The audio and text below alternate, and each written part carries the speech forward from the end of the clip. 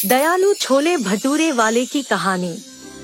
एक समय की बात है, एक छोटे से गांव में बलदेव नामक व्यक्ति रहता था। वह एक बड़े ही दयालु और उदार मनुष्य थे। उनके 2 बच्चे थे, एक बेटा अर्जुन और एक बेटी शक्ति। बलदेव एक बहुत गरीब व्यक्ति थे, जो अपने परिवार और मित्रों को पालने के लिए रेलवे स्टेशन में कुली के रूप में काम करते थे। हर दिन वे बहुत सारी मेहनत करते थे ताकि उनके बच्चों को रोजी रोटी की कुर्बानी न देनी पड़े। जैसे जैसे दिन बीतते गए, उनकी उम्र बढ़ने लगी और उन्हें रेलवे स्टेशन में भारी बोझ उठाने में कठिनाई होने लगी। एक दिन स्टेशन मास्टर ने उन्हें देख लिया और उनके कुली लाइसेंस को रद्द कर दिया। वह उनके काम का अंतिम दिन था, रेलवे स्टेशन पर कुली के रूप में काम करने का। उन्हें अपनी पत्नी को यह सब बता नहीं पाए, क्योंकि उन्हें उससे भी अधिक दुखी और बेचैन देखने की चिंता थी। उस रात उनकी गरीब परिवार प्रेमी पत्नी ने रात के खाने के लिए स्वादिष्ट छोले भटूरे बनाए। बच्चे और पति ने उस मुंहपानी आने वाले छोले भटूरे को खाया, क्योंकि उनकी पत्नी छोले भटूरा बहुत बेहतर कर सकती है। अगले दिन सुबह जब बलदेव अपने घर के पीछे बैठकर उदास थे और रो रहे थे, तभी उनकी पत्नी पास आकर उन्हें देखी। बलदेव की आंखों में आंसू थे और उन्होंने उन्हें उनके परेशानियों के बारे में बताया। उन्हें काम करने का कोई सौभाग्य नहीं मिल रहा था और वे नहीं जानते थे कि अब वे परिवार को कैसे पालेंगे। तब उनकी पत्नी ने उन्हें कहा, चिंता मत करो, हम इस परिस्थिति से निकलेंगे। बलदेव ने बहुत कोशिश की, अलग अलग रास्ते ढूंढने की, लेकिन कोई सार्थक उपाय नहीं मिल रहा था। उन्हें तो यह भी नहीं पता था कि उन्हें क्या करना चाहिए और अपनी परेशानियों का सामना कैसे करें। एक दिन उन्हें गांव के बाजार में घूमते हुए एक चिंता में देखा गया। उसके मन में एक विचार आया, क्या वह भी बाजार में कुछ कर सकते हैं। वह तुरंत ही एक पुरानी और छोटी वाहन खरीद लिया, जिससे वह छोले भटूरे बेचने का व्यापार शुरू कर सकते थे। उन्होंने बाजार में छोले भटूरे की दुकान खोल दी। उनकी मेहनत और दयालु और सस्ते तरीके से उन्हें अत्यंत प्रसिद्ध किया। कभी कभी उन्होंने अपने छोले भटूरे को गरीबों को मुफ्त में दिया, जो पैसे नहीं दे पा रहे थे। उन्होंने छोले भटूरे की कीमतें भी बहुत ही कम रखी, जिससे लोग उनके पास आते और उनके उपायों को पसंद करते। बलदेव की अद्भुत मदद करने और स्वादिष्ट खाने के वजह से वे दयालु छोले भटूरे वाले के रूप में विख्यात हो गए। लेकिन उनके विपक्षी बाजार में एक चालाक व्यक्ति ने उन्हें चुनौती दी और उन्हें धीरे धीरे मारने का सोचा, जिसने विभिन्न गुंडों को भेजकर उनके व्यापार को समाप्त करवाने का योजना बनाई। जिस दिन उन्होंने व्यावसायिक दुश्मन के गुंडों को अपने पास आते देखा, वे खुद ही उन्हें मुफ्त में छोले भटूरे खिला दिए। उन्होंने दया की भावना से और अपनी मेहनत के फलस्वरूप उन्हें प्रायः अपनी दुकान पर आने लगे। धीरे धीरे दयालु छोले भटूरे वाले ने गांव और आसपास के कई गांवों में ख्याति प्राप्त की। उनके छोले भटूरे की महक लोगों को खींचती थी और वे उन्हें स्वादिष्ट भोजन का आनंद उठाने लगे।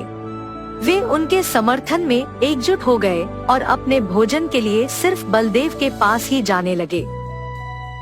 चालाक व्यक्ति अपने समर्थनियों को बनाकर व्यापारी द्वारा बलदेव का सामर्थ्य खत्म करने का प्रयास करते रहे, लेकिन उन्होंने उन्हें दयालुता से स्वीकार कर लिया और उन्हें भी छोले भटूरे खिला दिए।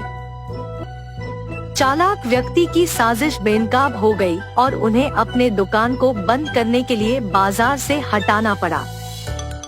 उसके बजाय बलदेव का व्यापार और भी तरक्की करने लगा। वह गांव के आसपास के कई गांवों में ख्याति प्राप्त कर बहुत प्रसिद्ध हो गए। आज भी दयालु छोले भटूरे वाले गांव और उसके आसपास के कई गांवों में अपने स्वादिष्ट छोले भटूरे और दयालुता के लिए प्रसिद्ध है। उनकी मेहनत, दयालुता और सस्ते भोजन के अपार प्रेम से उन्हें व्यापारी बनाने वाले बाजारी चालाकों ने अस्थायी रूप से अपना व्यवसाय खो दिया। उनकी कहानी सभी के मन में एक उदार और दयालु व्यक्ति बनने की चेतना को जगाती है। एक समय में एक गांव में वीरेंद्रा नामक एक बड़े आदमी रहते थे। वो बूढ़ा आदमी उसके बेटे रोहित, बहू सरला और पोता रोशन के साथ एक छोटे से घर में रहता था। रोहित उसी गांव में खुद के एक व्यापार करता था। उसमें चिकन रोल्स और एग रोल्स बनाकर उन्हें बेचता था और उसके द्वारा आए हुए पैसों से उसके परिवार का देखभाल करता था। एक दिन वो हमेशा की तरह चिकन रोल्स बना के बेचने लगता है। चिकन रोल, गर्मा गर्म चिकन रोल, स्वादिष्ट चिकन रोल, आइए बाबू आइए, ऐसे जोर जोर से चिल्लाते हुए आते जाते लोगों को वो पुकारता था। एक दिन उसके पिता उसके दुकान जाते हैं। बेटा रोहित, मुझे बहुत भूख लग रहा है। बहू ने अब तक घर में कुछ बनाया नहीं और मैं रुक नहीं पा रहा हूँ, इसलिए मैं यहाँ आया हूँ। अगर आपको इतना भूख लग रहा है तो घर पे खाना चाहिए था। अगर बहू ने कुछ बनाया नहीं तो रुक लेना था, लेकिन ऐसे दुकान आ जाना क्या है? आप क्या समझ रहे थे पापा? आप वहाँ खड़े होकर मेरा समय वृथा मत कीजिए। चलिए घर चले जाइए। उसके बेटे के ऐसे बात करने के कारण वो निराश होके वहाँ से उसके घर चले जाता है। अपने बेटे और बहू को उनकी तरफ ऐसे बर्ताव करते हुए देख और बिल्कुल भी गौरव से पेश आते हुए ना देख वो बूढ़े आदमी बहुत बुरा मानते थे। इतना हो जाने के बाद भी वो घर छोड़कर इसीलिए नहीं जाते थे क्योंकि उनको बेटे पे बहुत प्यार था, इसीलिए वो सहते हुए वो गम में ही जी लेते थे। दूसरी तरफ रोहित को उसके बेटे रोशन से बहुत प्यार था। वो अपने बेटे को बहुत लाड करता था और जो भी उसको पसंद था वो हमेशा उसको देता था और उसका सारा खाली समय वो सिर्फ अपने बेटे से खेलते हुए बिताता था। एक दिन अचानक रोशन को बुखार आता है और जब रोहित को ये बात पता चलता है तो वो अपना दुकान, व्यापार सब छोड़कर घर जाके सिर्फ उसके बेटे के ख्याल रखने में लगे रहता है। वो दुकान ना जाकर सिर्फ घर पे रह के उसके बेटे का देखभाल करते हुए उसी के बारे में सोचते हुए दुख में ही बैठे रहता है। उसे ऐसे दुखी देख उसके पिता रोहित के पास जाकर ऐसे कहते हैं, बेटा रोहित, फिक्र मत करो, रोशन को बुखार आया है, वो ठीक हो जाएगा बेटा। पापा, आपको क्या पता, बुखार है, कम हो जाएगा, यही कहना है आपको, जैसे आपको सब कुछ पता है। ऐसे वो गुस्से में उसके पिता से बात करता है। हाँ, मैं तो अपने बेटे को ऐसे दुखी नहीं देख पा रहा था, इसीलिए उसके पास जाकर मैंने ऐसे कहा, लेकिन मेरे बेटे ने मुझे कभी समझा ही नहीं, इसीलिए वो गुस्से में बात करता है हमेशा मुझसे। एक समय में मैंने भी अपने बेटे का ऐसे ही ख्याल रखा था, लेकिन अब तो मेरा बेटा मुझसे बात भी नहीं करना चाहता है। ऐसे सोचते हुए वो बहुत दुखी होता है और उसके बेटे पे प्यार को अपने ही अंदर रख के वो वहाँ से चले जाता है। अगले दिन भी रोहित के बेटे का बुखार कम नहीं होता है और इसी कारण रोहित उसके बेटे को लेकर उसके घर के बाहर बैठ के उसको देख के दुखी होते रहता है। ऐसे जब बाप बेटे दोनों वहाँ पे बैठे थे, उनसे कुछ ही दूर में दीवार पे एक कौवा बैठा था। उसे देख वीरेंद्रा ऐसे पूछता है, बेटा रोहित, वो दीवार पे क्या बैठा है? मुझे ठीक से दिखाई नहीं दे रहा है, तुम बताओगे? पापा, वो कौवा है। बेटा, शायद वो कौवा नहीं है, ठीक से देखो। आपको तो दिखाई नहीं देता है, जब मैं कह रहा हूँ कि वो कौवा है तो आप मान क्यों नहीं लेते हो? एक और बार मत पूछेगा, वो कौवा ही है। ऐसे उसके गुस्से में जवाब देने के बावजूद उसके पिता फिर से पूछते हैं कि वो क्या है। पापा, आपको कितने बार बताऊं मैं, वो कौवा है, कौवा है, कौवा है। आपने अगर एक और बार पूछा तो अच्छा नहीं रहेगा। ऐसे वो और गुस्से में जवाब देकर उठकर वहाँ से चले जाता है। उसके बेटे को वहाँ से उठ के चले जाते हुए देख वो और भी दुखी होते हैं। ऐसे कुछ दिन बीत जाते। एक दिन रोहित अपने बेटे को उठाकर खेलते हुए उसके घर के सामने रहता है और ठीक तभी उसके घर के दीवार पे एक कौवा आता है। पापा पापा, वो दीवार पे क्या है? बेटा, उसको कौवा बुलाते हैं। पापा पापा, वो क्या है? उसे क्या बुलाते हैं? बेटा, उसे कौवा बुलाते हैं। पापा, वो क्या है? बेटा, उसे कौवा बुलाते हैं। तुम भी उसे बुला सकते हो, चलो बुलाओ कौवे को तुम्हारे पास। ऐसे वो अपने बेटे को कौवे के बारे में सिखाते रहता है, लेकिन उसके बेटे को कुछ भी समझ न आने के कारण वो लगातार एक ही प्रश्न पूछता है कि वो क्या है और उसे क्या बुलाते हैं, और ऐसे 20 बार करता है। इतने बार पूछने के बावजूद रोहित उसे बहुत सब्र से समझाता है। उसे जरा सा भी गुस्सा नहीं आता है। पापा फिर से बोलिए ना। बेटा वो एक कौवा है। एक दिन जब मेरे पापा ने यही बात पूछी थी तो मैंने उन पर गुस्सा किया था और उन्होंने सिर्फ 3 बार पूछा था, और इसीलिए क्योंकि उनको दिखाई भी नहीं दे रहा था। लेकिन जब मेरे बेटे ने 20 बार भी पूछा तो मैंने उस पर जरा सा भी गुस्सा नहीं दिखाया और बहुत सब्र से उसको सब कुछ समझाया। मेरे पापा ने भी मेरा इतना ही ख्याल रखा था बचपन में, लेकिन बड़े हो जाने के बाद मैं उनका ख्याल नहीं रख रहा हूँ। ऐसे सोचते हुए वो बहुत दुखी होता है और ठीक तभी उसको घर के अंदर से जोर जोर की आवाजें आने लगती है। मेरी बीवी किससे बात कर रही है? ये सोचते हुए वो घर के अंदर जाता है। तुम्हारा बेटा तुम्हारा ख्याल नहीं रखता है, मैं भी तुम्हारा ख्याल नहीं रखती हूँ, फिर भी आप इसी घर में रहते हो, कभी बाहर जाते ही नहीं हो। शर्म नाम की कुछ चीज भी है आपको?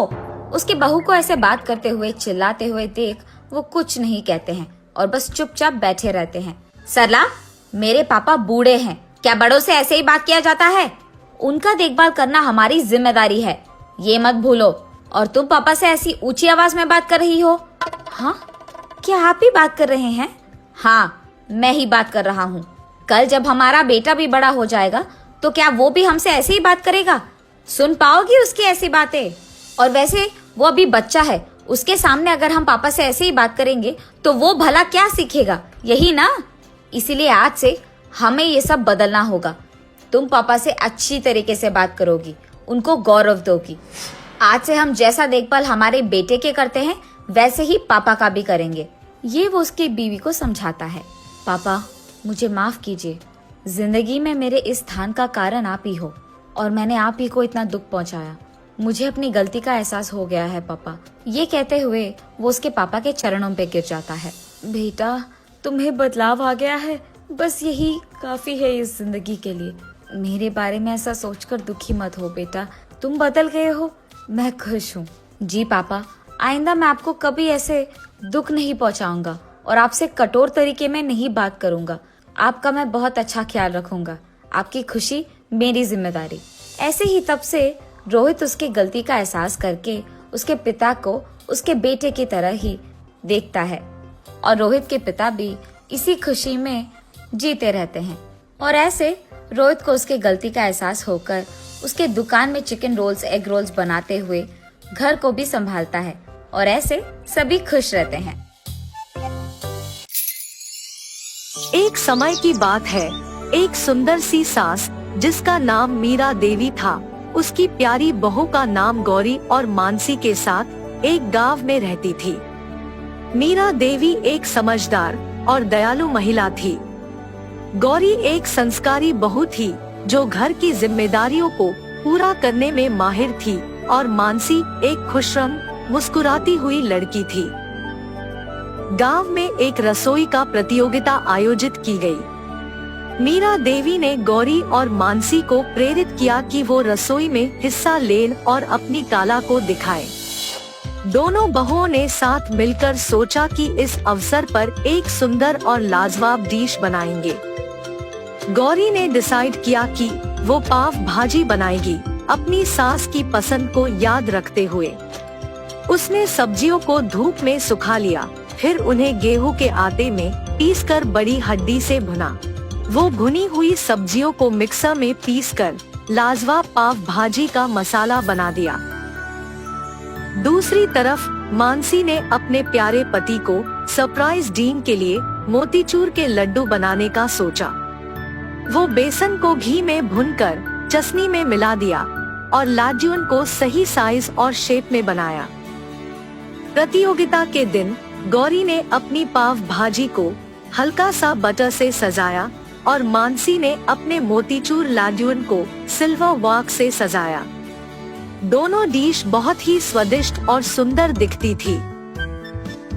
जजेस ने पाव भाजी और मोतीचूर लड्डुओं को स्वाद के साथ ही सुंदरता का पूरा ध्यान दिया और अंत में पाव भाजी और मोतीचूर लड्डुओं को जीतने की घोषणा की गई। गौरी और मानसी दोनों खुश थे और मीरा देवी ने अपनी बेटियों का सराहा। इस तरह सास बहू के बीच एक गहरी और प्यारी दोस्ती का रिश्ता बन गया। उनकी रसोई में प्रेम, समझदारी और एकता का अमृत फैल गया। जमाना बदल गया और सास बहुओं के बीच का प्यार और समझदारी वक्त के साथ भी बरकरार रहा। एक दिन मीरा देवी को एक अचानक बीमारी का सामना करना पड़ा। वो कमजोर हो गई और अपनी दिनचर्या के लिए दूसरों की मदद की आवश्यकता महसूस करने लगी। गौरी और मानसी ने तुरंत उनकी सेवा में जुट गई। गौरी ने रसोई संभाल ली और अपनी सास के पसंद के अनुसार डिशों को बनाने लगी। वो सब्जियों को प्यार से साफ किया, काटकर उसमें अपने स्वाद का मैजिक मिलाया। मानसी, जो पहले से ही अच्छी रसोइयाना थी, उसने भी अपनी कला का पूरा इस्तेमाल किया और मीरा देवी को अपने हाथों से बना हुआ मीठा खिलाया। मीरा देवी दीवार पे ध्यान से बने हुए एक फोटो फ्रेम में अपनी दोनों बेटियों को देखती के आनंदित हुई। उनकी आंखों में आंसू आ गए, क्योंकि वो इतनी खुश थी कि उनकी बेटियों ने समय के मुश्किल वक्त में उन्हें संभाला और प्यार दिया। वक्त गुजरता गया और मीरा देवी की सेहत सुधार गई। वो फिर से अपनी रसोई में खुद का जलवा दिखाने लगी। पर इस बार मीरा देवी ने एक नई डिश बनाने का सोचा। वो दोनों बेटियों को अपने पास बुलाई और कहा, गौरी और मानसी, मुझे आपसे एक बात कहनी है। मुझे लगता है कि हमें एक रसोई कौशल प्रतियोगिता में हिस्सा लेना चाहिए। हमें दिखाना चाहिए कि हमारी रसोई में प्रेम, समझदारी और मेहनत है। गौरी और मानसी खुश होकर तैयार हो गई। वो साथ मिलकर नई डिशों पर काम करने लगी। गौरी ने डिसाइड किया कि वो पनीर टिक्का मसाला बनाएगी और मानसी ने डेजर्ट के लिए राबड़ी और मलपुआ तैयार किया। प्रतियोगिता के दिन मीरा देवी ने बड़ी उमंग से पवित्र प्रार्थना की और उनकी दोनों बेटियों को आशीर्वाद दिया। जजेस ने गौरी की पनीर टिक्का मसाला और मानसी के राबड़ी मलपुआ को स्वाद, सुंदरता और क्रिएटिविटी का दर्जा दिया। अंत में मीरा देवी, गौरी और मानसी ने प्रतियोगिता जीत ली।